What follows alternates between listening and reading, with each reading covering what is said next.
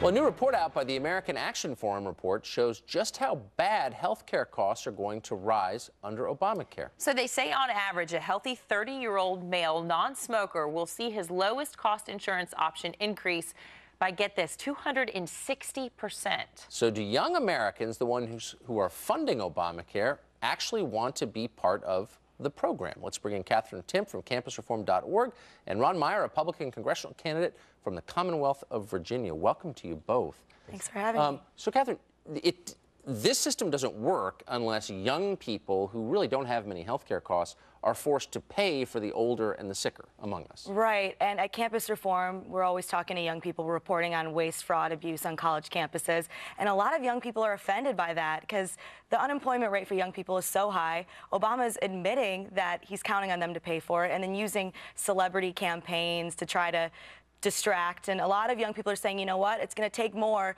than tweeting at Lady Gaga from the White House account to get us to fall for this.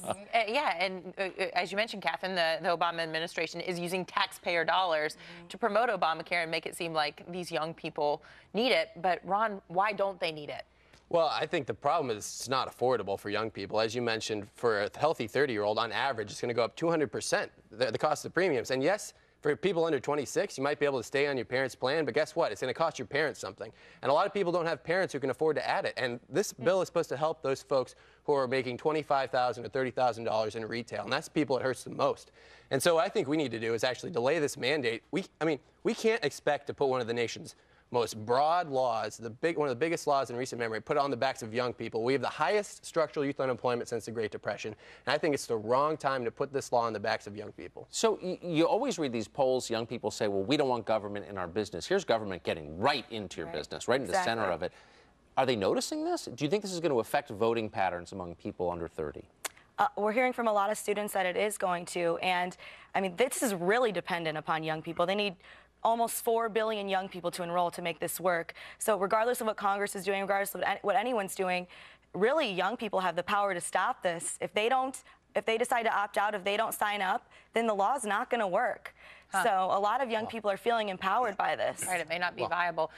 So Ron, I mean, what's the deal? Would it be better just to end up paying the fine instead? Well, you have to remember, the fine's not just $95. It's $95 or 2% of your income, whichever is higher. So a lot of times it's higher than $95. We're talking $200 to $600 for a lot of folks who are in this range that we're talking about. And that's a lot of money. And that's why we have to delay the mandate. And that's why what's happening now in Washington is so important, and why Republicans need to be fighting for these vulnerable young people who are suffering and will go bankrupt because of this law. They can't afford to pay the fine. They can't afford insurance. If you look at it, more than 3 million young people will have to pay $1,000 more than they normally would because of these Obamacare exchanges. If they were to buy into the exchanges, which, as you were talking about earlier, aren't working anyway, they're going to have to pay $1,000. And if you're working at Burger King, you're working at a retail shop that doesn't provide you health insurance, how are you supposed to come up with $1,000? And those, I mean, as you just pointed out, the fines are still lower than the cost. Right, correct. So those fines are going up. I mean, let's be honest. They will. Right, they will. Of course they will. Thank you both very much. Thanks. Ron, Katherine, we appreciate it. Yeah.